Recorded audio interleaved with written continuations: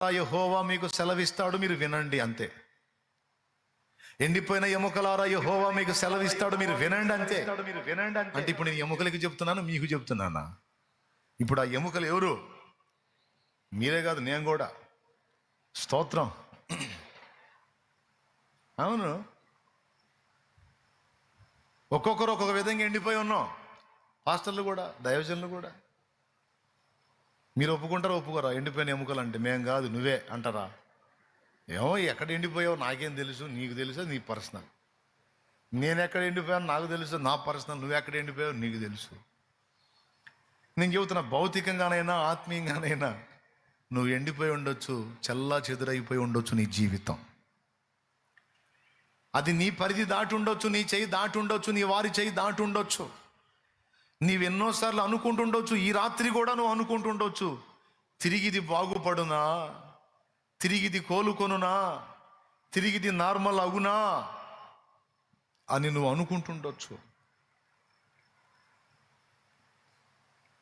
Okay, ఖచ్చితంగా నువ్వు ఒకటే అనుకుంటావు, కాదు అని. నీతో కూడా ఉన్నవారు కూడా అంతే అంటుండొచ్చు, కాదు అని. నీ కుటుంబం కూడా అంటుండొచ్చు, ఇంకా లేదు అని. కానీ రాత్రి దేవుడు నీతో మాట్లాడుతున్నాడు. వారేమనుచున్నారో, నువ్వేమనుచున్నావో నాకు అనవసరం, ఇగో నేనంటున్నాను, ఎండిపోయిన ఎముకలను తిరిగి బ్రతికిస్తాను అని. ఏమనే ఏమనే ఎండిపోయిన ఎముకలని తిరిగి బ్రతికించగల వాడిని. ఇది మీరు నమ్ముతున్నారా? ఏందో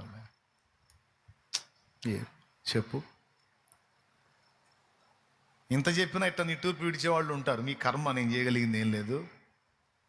మీరు అలా అనుకుంటే, కానీ మీరు అలా అనుకోవటానికి వీల్లేదు. ఎందుకంటే దేవుని మాటను బట్టి చెప్తున్నాను నేను, నా సొంత మాట కాదు.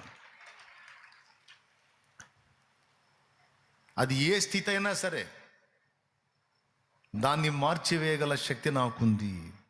యెహోవాకు అసాధ్యమైనది ఏదైనా కలదా? నరులకు అసాధ్యమైనవి చాలా ఉన్నాయి, కానీ నాకు అసాధ్యమైంది లేదు. రెండవది, నన్ను నమ్మిన వానికి కూడా అసాధ్యమైంది లేదు. నా యందు విశ్వాసం ఉంచుట మొదటి విషయము, నేను చెప్పినట్లు కదులుట రెండవ విషయం. ఈ రెండే నువ్వు చూసుకో, తర్వాత నేను చూసుకుంటా ఇక మిగిలిన సంగతి అంతా. ఒకవేళ నిజంగా దేవుని యందు విశ్వాసం ఉంచి, ఒకవేళ ఎప్పటికీ బాగుపడనంతగా నువ్వు చెడిపోయినా, నీ కుటుంబం చెడిపోయినా, నీ దేహం చెడిపోయినా, నీ పరిస్థితులు చెడిపోయినా, మొత్తం చెల్లా చెదురై గందరగోళమైపోయినా, దాన్ని మొత్తాన్ని తిరిగి సమకూర్చి ఒక నూతనమైన రూపాన్ని ఇవ్వగల దమ్ము నా దేవుడికి ఉంది. మనం చల్లారిపోయిన మన ఆత్మీయ స్థితిని కూడా పునర్నిర్మించి మళ్ళా మనల్ని ఒక సైనికుడిగా, సైనికురాలిగా, పోరాడే యోధులుగా, యోధురాండ్రుగా నిలబెట్టే దమ్ము నా దేవుడికి ఉంది. అయినా నాకు అర్థం కాలేదు, పనోళ్ళుగానో ఏది ఆ ఎండిపోయిన ఎముకలు తిరిగి లేచినప్పుడు వాటి టైటిల్ ఏమిటి? సజీవ సైన్యము అన్నాడు. సైన్యము అన్నాడు. వ్యవసాయదారులు అనలా, వ్యాపారస్తులు అనలా. ఆ ఎండిపోయిన ఎముకలు తిరిగి లేచినప్పుడు వాళ్ళు ఏమై ఉన్నారన్నాడు? సైన్యం అంటే ఎవరు? పోరాడువారు.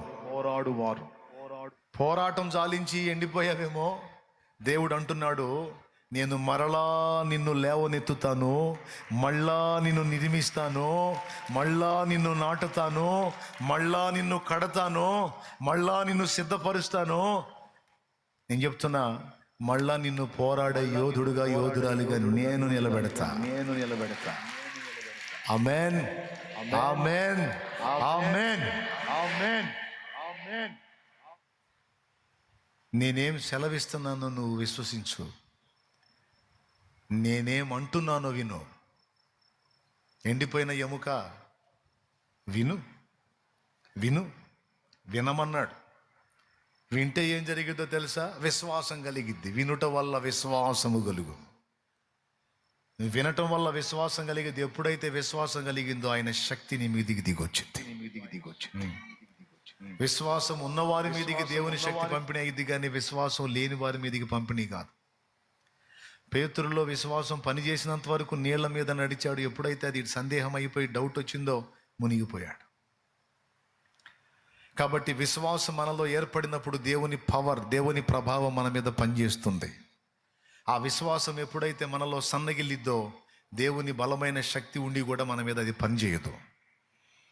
కాబట్టి మనం ఏ స్థాయికి చితికిపోయినా ఈరోజు దేవుడు ఏమంటున్నాడో మనం విందాం. ఏమంటున్నాడో ఒక్కసారి చూడండి. ఎండిపోయిన ఎముకలకు యెహోవా సెలవిచ్చినదేమనగా, యెహెజ్కేలు ప్రవచిస్తాడు. మీరు వినండి, ఆ వచనాలు చదవండి ఒక్కసారి. 37వ అధ్యాయం మొదటి వచనం నుంచి. 37 ఒకటి అవసరం లేదు నాయన, ముందు చెప్తాడు, తర్వాత ఆయన సెలవిచ్చినట్లు యెహెజ్కేలు ప్రవచిస్తాడు.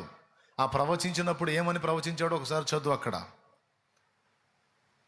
అందుకు ఆయన ప్రవచనం ఎత్తి, ఎండిపోయిన ఎముకలతో ఇట్లను, ఎండిపోయిన ఎముకలారా యెహోవా మాట ఆలకించుడి. చదువు నాయన ఇక 5వ వచనం నుంచి. ఈ ఎముకలకు ప్రభువైన యెహోవా సెలవిచ్చినదేమనగా, మీరు బ్రతుకున్నట్లు నేను మీలోనికి జీవాత్మను రప్పించుచున్నాను. చర్మము కప్పి మీకు నరములనిచ్చి మీ మీద మాంసము పొదిగి చర్మము మీ మీద కప్పెదను. మీలో జీవాత్మనుంచగా మీరు బ్రతుకుదురు. అప్పుడు నేను యెహోవానై ఉన్నానని మీరు తెలుసుకొందురు. ఆయన నాకిచ్చిన ఆజ్ఞ ప్రకారము నేను ప్రవచించుచుండగా. అద్దుగదుగదుగు ఎండిపోయిన ఎముకలారా యెహోవా మాట ఆలకించుడి. వినండి, వినండి, నేను చెప్తున్నాగా వినండి. కాస్త ఆలకించండి, కాస్త నింపాదిగా వినండి, తీసుకోండి. నన్ను వెటకారం తర్వాత చేద్దురు కానీ ఏముందిలేని తర్వాత అందరు కానీ ముందు వినండి, వినండి. ఎప్పుడైతే ఆయన మాట్లాడాడో, ఆయన పలికించిన మాట యెహెజ్కేలు ప్రవచించాడో, అప్పుడేం జరిగిందో తెలుసా? గడగడమను ధ్వని పుట్టిందంట. ఒక ధ్వని స్టార్ట్ అయింది. గడగడమను ధ్వని పుట్టి ఇక ఎముకలు కదలటం మొదలు పెట్టినాయి. అదిగో చూడండి అక్కడ స్క్రీన్ మీద కనపడుతుంది. ఆ లోయలో కుప్పలు కుప్పలుగా పేరుకుపోయిన ఎముకలన్నీ కదులుతున్నాయి. ఇప్పుడు చూస్తూ ఉండగానే చూడండి, మొత్తం క్రమంగా సిద్ధపరచబడుతున్నాయి, మొత్తం క్రమంగా పేర్చబడుతున్నాయి. కాలి ఎముక స్థానంలోనికి కాలి ఎముక, చేతి ఎముక స్థానంలోనికి చేతి ఎముక, దేని భాగంలోకి అది వచ్చేస్తుంది చూడండి, వచ్చి అతుక్కుంటూనే చూడండి. అద్దుగో దవడ ఎముక, పుర్రె ఎముక, మొత్తం దేనికి అది వచ్చి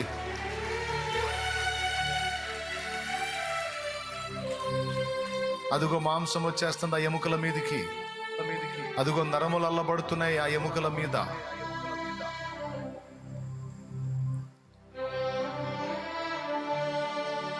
అదిగో చర్మము కప్పబడింది. అయితే శవములై ఉన్నాయి అవన్నీ కూడా, శవములై ఉన్నాయి అవన్నీ కూడా.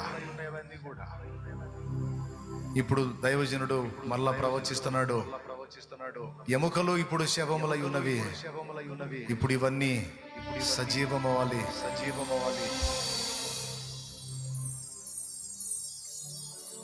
ఏమన్నాడు?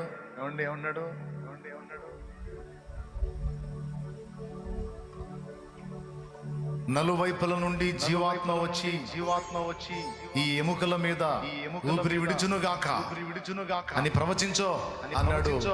దైవజనుడు ప్రవచించాడు. అదిగో పిలుస్తున్నాడు చూడండి, జీవాత్మ రమ్ము, జీవాత్మ రమ్ము, జీవాత్మ రమ్ము, జీవాత్మ రమ్ము. ఎండిపోయిన ఎముకల మీద ఊపిరి విడు. అదిగో దేవుని ఆత్మ ప్రభావం, దేవుని ఆత్మ ప్రభావం, దేవుని ఆత్మ ప్రభావం, దేవుని ఆత్మ ప్రభావం ఆ ఎముకల మీదకి వచ్చింది, ఆ శవముల మీదకి వచ్చింది. అదిగో ఇప్పుడు సజీవులయ్యారు. అది ఊపిరి వచ్చేసింది. కొంతసేపటి క్రితం ఎండిపోయిన ఎముకలు ఇప్పుడు సజీవులైన వ్యక్తులు. కొంతసేపటి క్రితం ఎండిపోయిన ఎముకలు ఇప్పుడు సజీవులైన వ్యక్తులు. అంతటితో అయిపోలా, చూడండి శిరస్త్రాణాలు వస్తాయి, అన్నీ వచ్చేస్తాయి.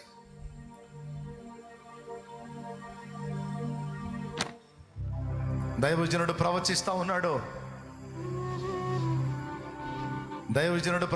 ఉన్నాడు. ఇప్పుడు వారందరూ ఏమై ఉన్నారో చూడక్కడ. శిరస్త్రాణాలు ధరించి ఆయుధములు చేపట్టి వారందరూ కూడా సైన్యమైపోతారు. అదిగో చూడండి, వాళ్ళ వస్తువులన్నీ వచ్చేస్తున్నాయి చూడండి. ఇప్పుడు పోరాడే యోధులు నాడు ఎండిపోయిన ఎముకల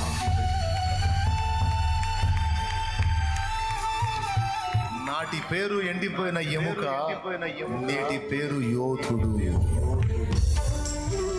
యోధురాలు. హల్లెలూయా, హల్లెలూయా.